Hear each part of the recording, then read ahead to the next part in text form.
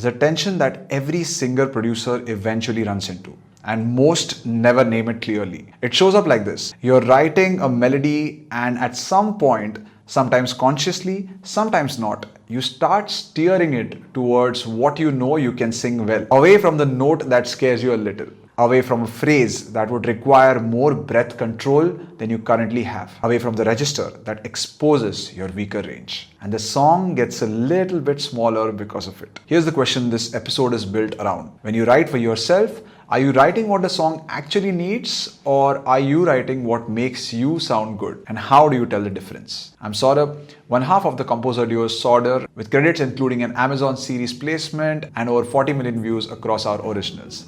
I've also written songs that, if I'm honest with myself, I shaped around my own limitations rather than the song's true potential. This episode is about knowing the difference and what to do once you know. A pure songwriter, someone writing for other artists or writing without a specific voice in mind, has one job: serve the song. What does this melody need to do emotionally? What note makes this movement land? The performer is a separate problem to solve later, or someone else's problem entirely. A singer-producer doesn't have that luxury.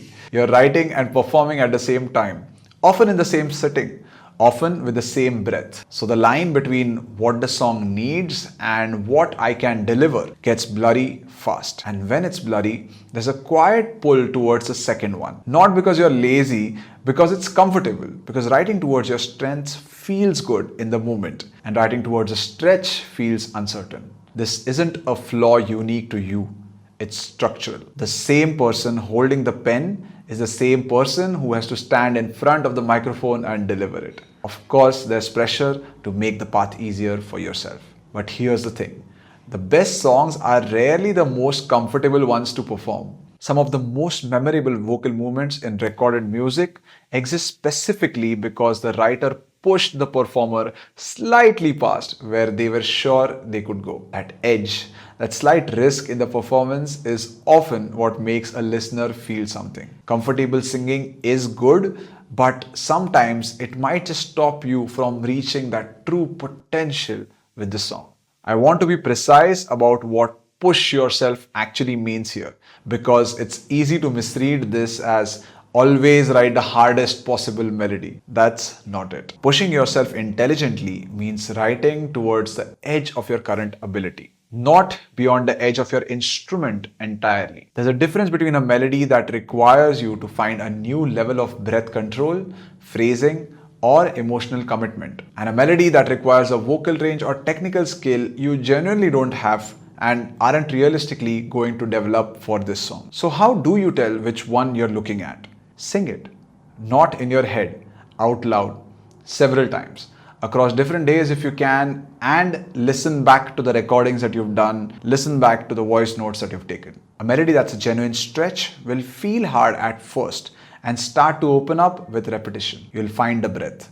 You'll find a placement. It'll still be a reach, but a reachable one. I see this constantly in freelance singing work. When I'm hired to sing someone else's composition, I don't get the luxury of writing the melody around my comfort zone. The tune already exists, and my job is simply to deliver it. And what I've noticed again and again is that I can do far more as a singer when a melody pushes me there than I would ever ask of myself if I were writing it alone. Someone else's tune, written without my limitations in mind, has taken me into registers and phrasing choices I wouldn't have written for myself. And I've risen to it more often than not. That's been one of the clearest proofs to me that the ceiling on what I can sing is higher than the ceiling I tend to write toward when I'm left to my own instincts. A melody that's not actually viable for your instrument tends to feel the same on the 10th attempt as it did on the first. No real progress, just strain. If it's the first kind, stay with it. Let a song ask more of you than your comfort zone would have. If it's the second kind, that's a different conversation, and we'll get to it. Here's the question I think every singer-producer needs to ask themselves regularly. And it's uncomfortable precisely because it's so easy to avoid. When you find yourself pulling back from a melody, simplifying it, lowering it, changing the phrasing to something easier, ask, am I doing this because it doesn't actually suit the song? Or am I doing this because I can't execute it yet? These look identical from the outside. They feel almost identical from the inside too in the moment. But they are completely different decisions with completely different consequences. If the melody genuinely doesn't suit the song, if it's flashy without purpose, if it draws attention to the voice instead of the emotion, if it actually works against what the lyric is trying to do, then simplifying it is a good editorial judgment. That's the producer in you doing its job well. But if the melody is exactly right for the song and you're avoiding it because it's hard, uncomfortable, or risky for you personally, that's not editorial judgment. That's self-protection disguised as editorial judgment. And it shrinks the song to fit your current limitations instead of letting the song be what it actually wants to be. This is genuinely hard to self-diagnose because the part of you doing the avoiding is also the part of you doing the judging. You need a moment of real honesty to separate the two. Sometimes you need to step away from the song for a day and come back to ask the question with fresh ears. Also, sometimes my songwriting decisions have been made with the fear of having to perform it live. Will I really be able to do it as I'm doing it right now, or will I run out of my vocals in just 1 or 2 songs? But what I realized is, if it is at the edge of your comfort space right now, most likely it's a skill issue which can be improved a bit in order to make you singing the studio performance in a live performance atmosphere as well. If this topic is touching an issue which you really felt but never spoke out loud, hit like. Subscribe if you haven't already, share it with someone who's working on a song right now, and let's get into where this leads. This is where the dual identity actually becomes useful instead of just being a source of internal conflict. The producer in you should be allowed to challenge the singer in you by asking the hard question before the singer gets to quietly opt out. Now, I need to be careful here because this could sound like it contradicts something I talked about in a previous episode. I made a video about why your demo always sounds better than your final, about how the rough, unguarded first take often has more truth in it than the polished one. Because here's a distinction that makes both of these true at the same time. Pushing for another take is not the same as pushing for a cleaner take. When a vocal producer asks a singer for another pass, a good one isn't asking for more polish. They're asking for more truth, more conviction. A version where the singer fully commits to the difficult note instead of backing away from it half a second early. It's asking you to be braver in the booth, not more careful. And a lot of what gets in the way isn't your voice, it's your workflow. Here's the problem. Every time you stop a recording to listen back, then start again, then stop to adjust a mic position or check a level, then start again, you're switching out of performance mode and into technical mode over and over within the same few minutes. We talked about this exact cost back in the burnout episode. Task switching has a real toll. And the specific toll here is that every stop-start cycle pulls you out of the emotional commitment you need for a braver take and drops you back into your analytical brain. You re-enter the booth a little more self-conscious each time, not less. So the fix isn't a mindset fix.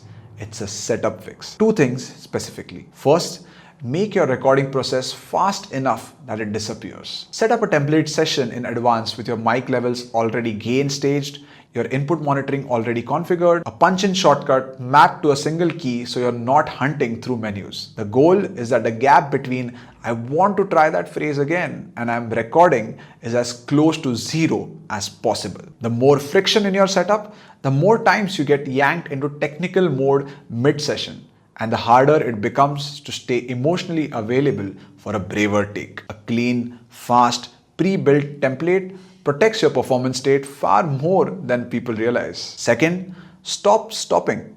Instead of recording one take, stopping, listening, deciding, and starting again, record the same section multiple times in a row without stopping at all. Most DAWs let you do this on a single track. Punch in repeatedly over the same bars, and every pass gets stacked on a separate take within the same recording or comped automatically depending on your software. You're not interrupting the emotional thread to make a decision each time. You're staying inside a performance and generating options. The decision, which take had the real conviction, which one actually has the life in it, happens afterward. It protects your performance state by removing the repeated technical interruptions. And it gives you multiple genuine attempts at the braver version without forcing you to evaluate yourself in real time while you're still trying to be open enough to deliver it. Set up once, perform many times, Decide last. If the braver take has more life in it, that's your take. If it doesn't, if it just sounds strained or self-conscious,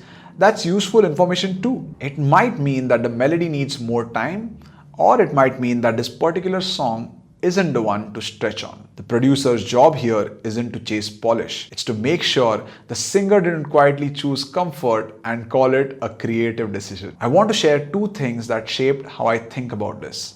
One about knowing when to push, and one about knowing when to let go entirely. There have been songs where I wrote a melody and in all honesty, I couldn't do it justice. Not because the melody was wrong for the song, it was exactly right. It just needed a voice, a tone, a certain quality that wasn't mine to give. And on those songs, the right call wasn't to force it or simplify the melody down to my range. The right call was to bring in a collaborator. A female vocalist whose voice could actually deliver what the composition needed. I sent a song to her, she recorded her part, and the song became what it was always meant to be. Not despite me stepping back, because I stepped back. And here's something that reframed this entirely for me. Ed Sheeran, one of the most technically gifted singer-songwriters working today by any measure, an extraordinary vocalist, has written and given away an enormous number of songs to other artists over his career. Songs for Justin Bieber, One Direction, BTS, and many others. He's spoken about writing Shape of You with Rihanna in mind originally, before deciding the lyrics suited him better and keeping it for himself. This is someone who could sing virtually anything he writes, and he still regularly makes the call that a particular song belongs with a particular voice, even when that voice isn't his own. If someone with that level of vocal ability still practices that kind of discernment, then the idea that you should always sing everything you write isn't actually the standard. The real standard is knowing your instrument well enough, its strength and its honest limits, to make the right call for each individual song. That's not a weaker form of artistry. It might be a more mature one. So where does this leave you practically? Know your instrument deeply. Not just what you can technically hit, but where your voice actually has power. The register where your tone is richest, the phrasing style where your delivery feels most natural and most emotionally convincing. Write toward that strength deliberately. There's no virtue in constantly fighting your own voice for the sake of difficulty. But within that strength, push the edges. Let melodies ask slightly more of you than your last song did. Let the producer in you call out the moments where you're playing it safe purely out of comfort, not out of service to the song. And not every great composition you write needs to end with your voice on it. Sometimes the most generous thing you can do for a song is to find it the right voice, even if the voice isn't yours. The goal was never sing everything yourself, no matter what. The goal is the song being as good as it can possibly be. Sometimes that's you, stretched further than you thought you could go. Sometimes that's someone else entirely. Knowing which one, that's the actual skill. The question to ask is simple, even if the answer requires real honesty. Is this melody wrong for the song, or is it just hard for me right now? Push yourself where the song calls for it. Set up your recording process so that pushing yourself is actually possible without the technical side getting in the way. Play to your real strengths without shrinking the song to fit them, and have the humility to let a song go to a different voice when that's genuinely what it needs. That's not giving up on the song, that's serving it. I'll see you in the next one.